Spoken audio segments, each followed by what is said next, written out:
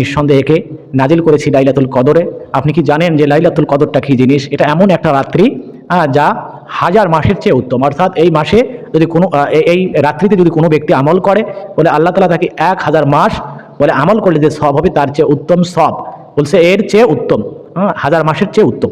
অর্থাৎ একেধারে 83 বছর 4 মাস ইবাদত বন্দেগী করলে যে সব হবে, আল্লাহ তাআলা এক রাত্রিতে ইবাদত করলে তার সমপরিমাণ সব আল্লাহ তাআলা এইভাবে দান করবেন।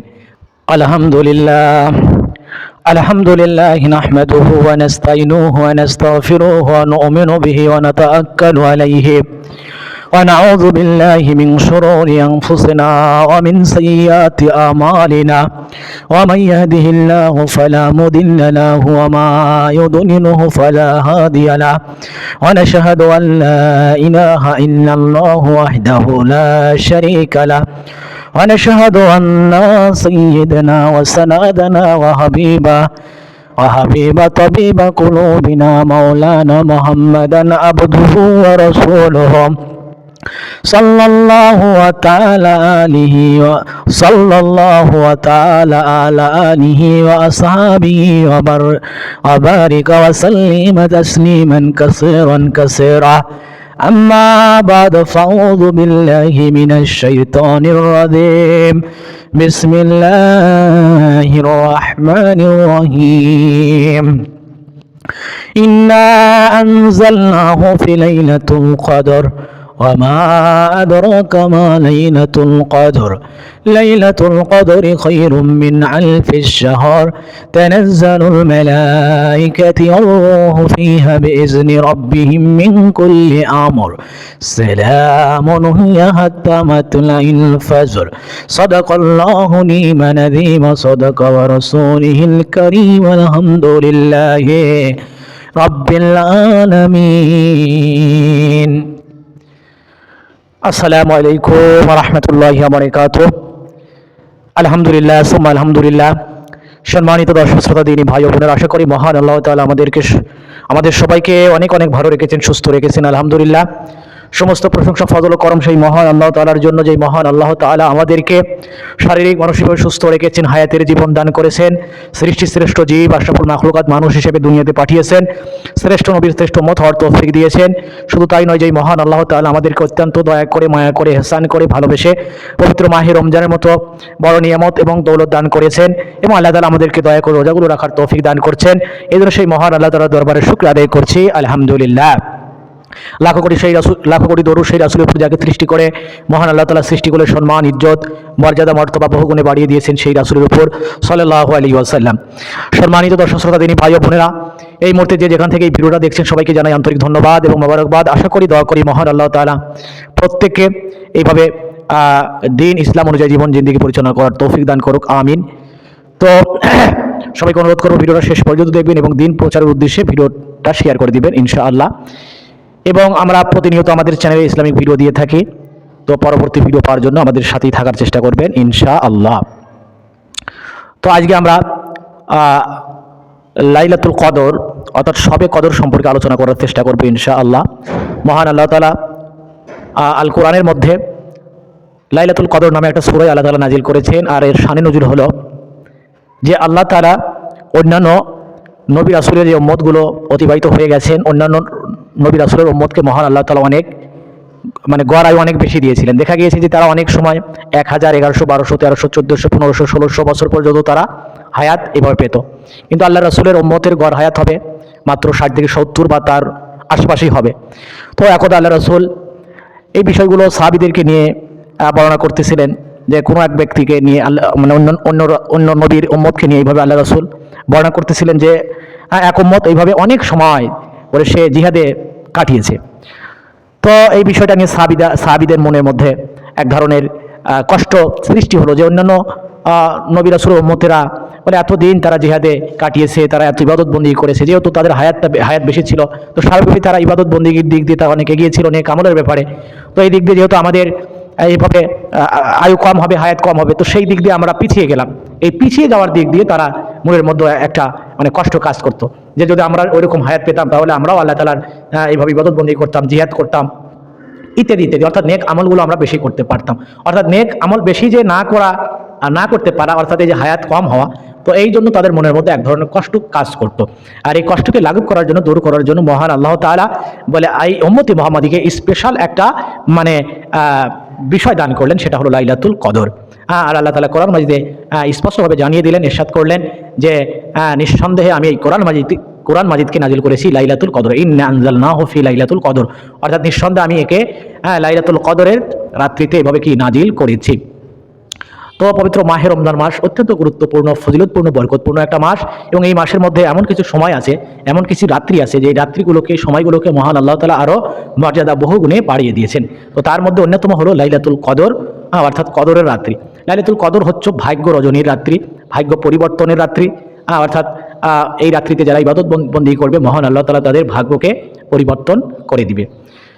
তো আল্লাহ তাআলা কোরআন মাজিদে এটাই নাজিল করেছেন সূরা লাইলাতুল কদরের মধ্যে, যে আমি নিঃসন্দেহে একে নাজিল করেছি লাইলাতুল কদরে। আপনি কি জানেন যে লাইলাতুল কদরটা কী জিনিস? এটা এমন একটা রাত্রি যা হাজার মাসের চেয়ে উত্তম। অর্থাৎ এই মাসে যদি কোনো এই রাত্রিতে যদি কোনো ব্যক্তি আমল করে, বলে আল্লাহ তাআলা তাকে 1000 মাস বলে আমল করলে যে সওয়াব হবে তার চেয়ে উত্তম সওয়াব, বলছে এর চেয়ে উত্তম, 1000 মাসের চেয়ে উত্তম। অর্থাৎ একেধারে 83 বছর 4 মাস ইবাদত বন্দেগী করলে যে সওয়াব হবে, আল্লাহ তাআলা এক রাত্রিতে ইবাদত করলে তার সমপরিমাণ সওয়াব আল্লাহ তাআলা এইভাবে দান করবেন। তো এই আয়াতটা এই জন্যই নাজিল করা হলো, এই সূরাটা এই জন্যই নাজিল করা হলো, বলে এই উম্মতি মুহাম্মাদিকে মানে সান্ত্বনা দেওয়ার জন্য, যে তোমাদেরকে আয়ু যে কম দেওয়া হয়েছে এই জন্য তোমরা মানে আফসোস করিও না। তোমাদেরকে এমন একটা রাত্রি আমি দান করলাম যে এই রাত্রিতে যদি ইবাদত বন্দেগী তোমরা সঠিকভাবে করো, এই রাত্রিটা যদি জাগরণ করো, ঠিক মতো নামাজ পড়ো, জিকির করো, কোরআন তেলাওয়াত করো, অর্থাৎ ইবাদত বন্দেগীতে কাটাও, তাহলে বলে এই রাত্রির বিনিময়ে তোমরা এইভাবে 83 বছর 4 মাস একেধারে ইবাদত, এটা সর্বনিম্ন, আল্লাহ তাআলা এর চেয়ে আরও উত্তম বলে আরও দান করবেন। এর চেয়ে আরও অনেক বেশি সময় ইবাদত করলে যে সওয়াব হবে, আল্লাহ তাআলা সেই সওয়াব দান করবেন, যদি নিয়ত ঠিক থাকে, উদ্দেশ্য ঠিক থাকে, খালেস নিয়ত থাকে, আল্লাহ রাসূলকে রাজি খুশি করার উদ্দেশ্য যদি এইভাবে থেকে থাকে। তো এই জন্য পবিত্র মাহে রমজানের মধ্যেই এই লাইলাতুল কদরের রাত্রি বা শবে কদরের রাত্রি আল্লাহ তাআলা নির্ধারণ করেছেন। হাদিসের মধ্যে এই রাত্রি সম্পর্কে আল্লাহ রাসূল বিস্তারিতভাবে উল্লেখ করেছেন, এবং আল্লাহ রাসূলকে কিন্তু এই রাত্রির ব্যাপারে স্পষ্টভাবে জানিয়ে দেওয়া হয়েছিল যে এই রাত্রিটা সুনির্দিষ্ট কত তারিখে হবে বা কোন রাত্রিতে হবে। আল্লাহ রাসূলকে এইভাবে যখন জানিয়ে দেওয়া হলো, আল্লাহ রাসূল সাহাবীদেরকে এই বিষয়টা অবগত করার জন্য, জানানোর জন্য আল্লাহ রাসূলও বের হয়েছেন। কিন্তু ইতিমধ্যে দেখা গেল যে দুইজন মানুষ এইভাবে ঝগড়ায় লিপ্ত ছিল, আর যখন এই ঝগড়া লিপ্ত ছিল হয়তো আল্লাহ রাসূলের দৃষ্টিটা ওইদিকে চলে যায়, যার কারণে সেই রাত্রিটা ভুলে যায়। তারপর আল্লাহ রাসূল এইভাবে বিভিন্নভাবে এইভাবে উদাহরণ দিয়েছেন, এইভাবে নিদর্শন দিয়েছেন, ইঙ্গিত দিয়েছেন, ইশারা দিয়েছেন যে এই রাত্রিটা কবে হবে। তো বলা হয়েছে যে রমজানের শেষ দশকে, অর্থাৎ 20 রোজার পরে বাকি যে 10টা রোজা থাকে, অর্থাৎ নাজাতের 10 রমজানের বেজোর রাত্রিতে মানে এই রাত্রিটা, অর্থাৎ শবে কদরের লাইলাতুল কদরের রাত্রিটা তালাশ করার জন্য বলা হয়েছে। অর্থাৎ যদি হিসাব করা হয় তাহলে 21 রাত্রি, 23, 25, 27, 29, মানে 5টা রাত্রি এখানে উল্লেখ আমরা করতে পারি। আর সুনির্দিষ্ট কোন রাত্রি হবে এটা বলা খুবই মানে কঠিন, কেননা এক এক বছরে এক এক রাত্রিতে হতে পারে। যেমন এই বছরে যদি 21 রাত্রিতে হয়, তো সামনের বছর আল্লাহ চাইলে 23 হতে পারে, তারপরের বছর 25 হতে পারে, তারপরের বছর 27 হতে পারে, অথবা আল্লাহ যদি চান 27 হবে, 27 হবে, 25 হবে, 25 হবে, এটা আল্লাহ তাআলার এখতিয়ার, আল্লাহ তাআলা এই ব্যাপারে ভালো জানেন। তবে যেহেতু আল্লাহ রাসূল স্পষ্টভাবে জানিয়ে দিয়েছেন যে বেজোরের শেষ দশকের বেজোর রাত্রিগুলো তালাশ করার জন্য, তো আমরা এই জন্য যেহেতু পবিত্র মাহে রমজান মাস, আর রাত্রি তো এমনি আমাদের তো কাজকর্ম খুব কমই থাকে, তো এই কয়েকটা রাত্রি, বিশেষ করে 5টা রাত্রি কমপক্ষে যদি আমরা আল্লাহর জন্য দিই, আল্লাহ রাসূলের জন্য দিই, ইবাদত বন্দেগীর জন্য দিই, বেশি নেক আমল অর্জনের জন্য দিই, তো আল্লাহ তাআলা অবশ্যই আমাদেরকে সেই পরিপূর্ণ পরিপূর্ণ সওয়াব আল্লাহ তাআলা দান করবেন। এই জন্য আমাদের প্রত্যেকের উচিত, যেহেতু মাহে রমজানের প্রায় অর্ধেক এইভাবে অতিবাহিত হয়ে যাচ্ছে, বলে আর সামনেই হয়তো শুক্রবার রাত্রি থেকেই আমাদেরকে এইভাবে শবে কদরের রাত্রি তালাশ করতে হবে। আর শবে কদরের রাত্রি তালাশ করার জন্য সবথেকে উত্তম পন্থা হলো যে ইতিকাফ করা। আল্লাহ রাসূল এইভাবে তার নিজের জীবদ্দশায় ইতিকাফ করেছেন, সাহাবীদেরকে ইতিকাফের নির্দেশ দিয়েছেন। সাহাবীরা এইভাবে ইতিকাফ করেছেন। আল্লাহর নেককার সলাইন বান্দা, তাবিন, খোলাফায়ে রাশিদিন সহ যারা আল্লাহ তাআলার নেককার সলাইন বান্দা, তারা প্রত্যেকে এইভাবে কি ইতিকাফ করেছেন। কেননা ইতিকাফ যদি করা হয় সে নিশ্চিতভাবে শবে কদর পেয়ে যাবে। কেননা ইতিকাফ করার উদ্দেশ্যই হলো শবে কদর এভাবে সুনিশ্চিত করা, শবে কদর ধরা। আর মসজিদে যখন ইতিকাফ অবস্থায় থাকবে সে এভাবে ইবাদতের মধ্যেই থাকবে, এবং উদ্দেশ্য এটাই থাকে। সে এভাবে এমনি মসজিদে শুধু ঘুমানোর উদ্দেশ্যে এভাবে সে ইতিকাফ করে না, বরং সে ইবাদত বন্দেগীর নিয়তেই ইতিকাফটা করে থাকে। এই জন্য ইতিকাফের অনেক লাভ, অনেক ফজিলত। বলা হয়েছে কোনো ব্যক্তি যদি আল্লাহ রাসূলকে সন্তুষ্ট করার উদ্দেশ্যে, আল্লাহ তাআলাকে রাজি খুশি করার উদ্দেশ্যে নেক নিয়তে যদি একদিনও ইতিকাফ করে, তো জাহান্নাম তার কাছ থেকে 3 খন্দক দূরে সরে যায়। আর এক এক খন্দকের পরিধি এইভাবে আসমান থেকে জমিন পর্যন্ত, এবং প্রায় 500 বছরের রাস্তা হবে।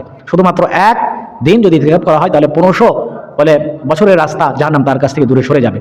তো 10 দিনে যখন ইতিকাফ করা হবে, বলে এই 10 দিন যদি আল্লাহ তাআলা ইবাদত বন্দেগীতে কাটানো হয়, বলে আমরা শবে কদরটা যদি সুনিশ্চিত হয়ে যায়, বলে এর চেয়ে ভালো সৌভাগ্যের কোনো বিষয় আমাদের হতে পারে না। আল্লাহ রাসূল এত সহজ করে দিলেন, আল্লাহ তাআলা আমাদেরকে এত সহজ করে দিলেন যে তোমরা আফসোস করো না, তোমাদেরকে এমন একটা রাত্রি আমি দান করলাম যে যদি এই রাত্রিতে ইবাদত করো, বলে এইভাবে এত বেশি সময় বলে তোমরা নেকি অর্জন করার যে মানে সুযোগ, এটা আমি তোমাদেরকে দান করে দিলাম। তারপরে যদি এই বিষয় থেকে আমরা মাহরুম থাকি, এইভাবে যদি আমরা নিজেদের ভুলের কারণে শয়তানের অসহায় পড়ে, ধোকায় পড়ে, নফসের অসহায় ধোকায় পড়ে যদি ইবাদত বন্দিগি না করি, লস কিন্তু আমাদেরই হবে। এই জন্য আল্লাহ রাসূল হাদিসের মধ্যে স্পষ্টভাবে জানিয়ে দিয়েছেন, কেউ যদি ইমানের সাথে নেকির আশায়, গুনাহ মাপের আশায়, নেক অর্জনের আশায় এই শবে কদরের রাত্রিতে যদি ইবাদত বন্দেগী করে, তো মহান আল্লাহ তাআলা তার পিছনে সমস্ত গুনাহগুলো ক্ষমা করে দিবেন, মাফ করে দিবেন। যদি উদ্দেশ্য ভালো থাকে, নেক নিয়ত যদি থাকে, মানে দিলটা যদি সহি থাকে, বিশুদ্ধ থাকে, তাহলে অবশ্যই আল্লাহ তাআলা আমাদেরকে ক্ষমা করে দিবেন। এই জন্য পবিত্র মাহে রমজানের প্রত্যেকটা মুহূর্ত, প্রত্যেকটা সময় অত্যন্ত গুরুত্বপূর্ণ। বিশেষ করে লাইলাতুল কদরের একটা রাত্রি যদি আমরা পেয়ে যাই, বলে এর সে সৌভাগ্যের কোনো বিষয় হবে না। কোনো ব্যক্তি যদি তার জীবনে 10টা লাইলাতুল কদরও পায়, সে কিন্তু অনেক সময় এইভাবে ইবাদতের মধ্যে কাটানোর মানে সওয়াব পেয়ে যাবে। সেভাবে 800 বছরেরও মানে অনেক বেশি সময় কিন্তু সেই ইবাদতে এইভাবে কাটালো। যদি সে কোনো ব্যক্তি যদি এইভাবে 10টা যদি এইভাবে মানে সবে কদরের রাত্রি যদি সে এইভাবে পেয়ে যায়, তো আমাদের সমাজে তো অনেক মানুষ অনেক দিন হায়াত আল্লাহ তাআলা অনেকেই দান করেছেন। তো যদি তারা এই সময়টাকে যদি কাজে লাগাতো বা কাজে লাগিয়ে থাকে, তাহলে তাদের আমল নামায়, তাদের ব্যাংকের অ্যাকাউন্টে কিন্তু বলে এত পরিমাণ সওয়াব আল্লাহ তাআলা এইভাবে তাদেরকে লিখে দিবেন। এটা মৃত্যুর পরে বোঝা আসবে, কিন্তু এখন বোঝা আসবে না। কিন্তু মৃত্যুর পরে বোঝে এসে কোনো লাভ হবে না, বুঝতে আমাদের দুনিয়াতেই বুঝতে হবে। তো যাই হোক, আমরা এই বিষয়গুলো আপনাদের সামনে উপস্থাপন করার চেষ্টা করলাম, যে এটা মহা গুরুত্বপূর্ণ একটা রাত্রি। এটা ভাগ্য রজনী রাত্রি, ভাগ্য পরিবর্তনের রাত্রি। এই রাত্রিতে ইবাদত বন্দি করা হলে, আল্লাহ তাআলার কাছে দোয়া করা হলে, আল্লাহ তাআলা দোয়াগুলো কবুল করে নেবেন। কিন্তু দোয়াগুলো অবশ্যই ভালো দোয়া করতে হবে, কল্যাণের জন্য দোয়া করতে হবে, নিজের জন্য, নিজের পরিবার, আত্মীয় স্বজন, বন্ধু বান্ধব, পাড়া প্রতিবেশী, গ্রামবাসী, মহল্লাবাসী, দেশবাসী সহ প্রত্যেকটা উম্মতে মুহাম্মাদির জন্য কল্যাণের জন্য দোয়া করতে হবে। বলে তাদেরকে হেদায়েতের জন্য দোয়া করতে হবে, তাদেরকে সঠিক পথে যেন আল্লাহ পরিচালিত করে, বলে এই জন্য দোয়া করতে হবে। শুধু নিজের জন্য দোয়া করলে বলে এটা কিন্তু হবে না। আমরা প্রত্যেকের জন্য দোয়া করব, প্রত্যেকের গুনাহ মাফের জন্য দোয়া করব, ঋণ মুক্তির জন্য দোয়া করব, সুস্বাস্থ্যর জন্য দোয়া করব, বলে তাদেরকে আরোগ্যের জন্য দোয়া করব, তাদেরকে মানে শেফা অর্থাৎ সুস্বাস্থ্যর জন্য দোয়া করব, সুস্থতার জন্য দোয়া করব। এভাবে যত নেক দোয়া আছে আমরা হেদায়েতের দোয়াগুলো করব, মা বোনদের পর্দার জন্য দোয়া করব, স্বামীর খেদমতের জন্য দোয়া করব, আমাদের সন্তানগুলো যেন আল্লাহ তাআলা নেক সন্তান হিসেবে কবুল করে এই জন্য দোয়া করব। সর্বোপরি আমাদের দেশ থেকে, সমাজ থেকে, রাষ্ট্র থেকে, এই দুনিয়া থেকে যেন যত খারাপ কাজ আছে, জেনা, ব্যভিচার, সুদ, ঘুষ, এইভাবে যত ধর্ষণের মতো যত নোংরামি কাজ আছে, এইগুলো কাজগুলো যেন আল্লাহ তাআলা দুনিয়া থেকে উঠিয়ে নেন। এইভাবে আমরা ভালো এইভাবে এই রাত্রে আমরা কি দোয়া করব।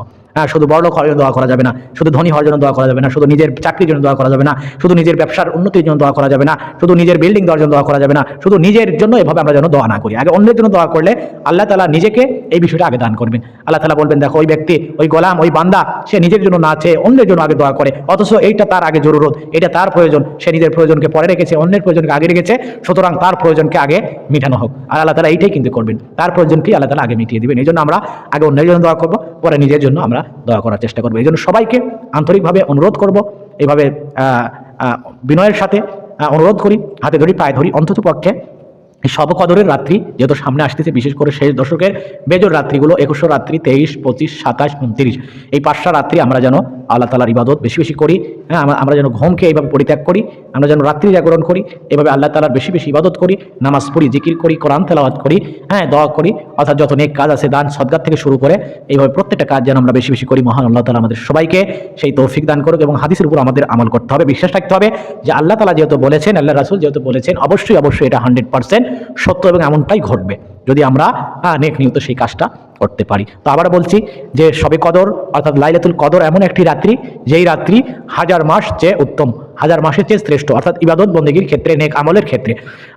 এই রাত্রিতে যে ব্যক্তি ইবাদতের মধ্যে অতিবাহিত করবে, সে একেধারে 83 বছর 4 মাস, বরঞ্চ তার চেয়ে আরো বেশি সময় যেন আল্লাহর ইবাদত বন্দেগীতে সে অতিবাহিত করলো। শুধুমাত্র মানে রাত্রির কথা বলা হয়েছে, অর্থাৎ মাগরিব থেকে শুরু করে সুবে সাদিক অর্থাৎ ফজর নামাজ পর্যন্ত যে ব্যক্তি ইবাদতের মধ্যে কাটাবে, সে কিন্তু এইভাবে এত সময়, অধিক সময় ইবাদতের মধ্যে কাটিয়ে দিল। আর এইভাবে যদি সে 10টা শবে কদর পায়, সে কিন্তু 800 এইভাবে প্রায় 30 বছর, 830 বছরও বেশি সময় সে কি ইবাদতের মধ্যে কাটিয়ে দিল। যদিও সে হায়াত পেয়েছে মাত্র 30 বছর, 40 বছর, 50, 60, 70, অথচ সে শুধুমাত্র এই কয়েকটা লাইলাতুল কদর পাওয়ার কারণে এবং এই লাইলাতুল কদর ইবাদত বন্দি করার কারণে বলে আল্লাহ তাআলা তার ব্যাংকের অ্যাকাউন্টে বলে এত বেশি বেশি সওয়াব আল্লাহ তাআলা লিখে দিবেন, এবং এটা কিয়ামতের দিনে আল্লাহ তাআলা পরিপূর্ণ আকারে এইভাবে আমাদের সামনে উপস্থাপন করবেন। আল্লাহ তাআলা কিন্তু এই জন্যই বলেছেন যে মানুষ দুনিয়াতে যে নেক আমলই করুক না কেন, বলে আল্লাহ তাআলা এটাকে কবুল করবেন, আল্লাহ তাআলা এটাকে প্রতিপালন করবে, যেইভাবে তোমাদের এইভাবে শাবককে অর্থাৎ বিভিন্ন পশু পাখিকে গৃহপালিত পশু পাখি যারা আছে, হ্যাঁ, অর্থাৎ পশু আছে যেমন গরু ছাগল ইত্যাদি ইত্যাদিকে যেভাবে আমরা লালন পালন করা হয়, ওই আল্লাহ তাআলা আমাদের নেক আমলগুলোকে, আমাদের দানগুলোকে, হালাল উপার্জন থেকে যেই দানগুলো করা হবে এই দানগুলোকে আল্লাহ তাআলা এইভাবে লালিত পালিত করবেন, এবং এটা একসময় দেখা যাবে যে উহুদ পাহাড় সমান হয়ে গেছে, এবং আল্লাহ তাআলা তখন আমাদেরকে বলে এই পাহাড় পরিমাণ সমান সওয়াব আল্লাহ তাআলা আমাদেরকে দেখাবেন। আমরা আশ্চর্যান্বিত হয়ে যাব যে আল্লাহ, আমরা দুনিয়াতে তো এত ইবাদতই করি নাই, হ্যাঁ, অথচ আল্লাহ তাআলা মানে এত দয়ালু, এত মেহেরবান, বলে আল্লাহ তাআলা এই উম্মতি মুহাম্মদকে এত ইহসান করেন যে তখন আমরা এভাবে আনন্দিত হয়ে যাব। এই জন্য আমাদের প্রত্যেকেরই উচিত পবিত্র মাহে রমজানের বিশেষ করে শেষ দশকের বেজর রাত্রিগুলো আল্লাহ তাআলার ইবাদত বন্দেগীতে বেশি বেশি সময় কাটানো। মহান আল্লাহ তাআলা আমাদের সবাইকে সঠিক বুঝ দান করুক। যতটুকু আলোচনা করা হলো আমি সহ আল্লাহ তাআলা প্রত্যেককে যেন আমল করার তৌফিক দান করুক, আমিন। সবাইকে অসংখ্য ধন্যবাদ। ভিডিওটি যদি ভালো লাগে অবশ্যই শেয়ার করার অনুরোধ জানিয়ে আজকের মতো এখানে সমাপ্তি। আসসালামু আলাইকুম ওয়া রাহমাতুল্লাহি ওয়া বারাকাতুহু।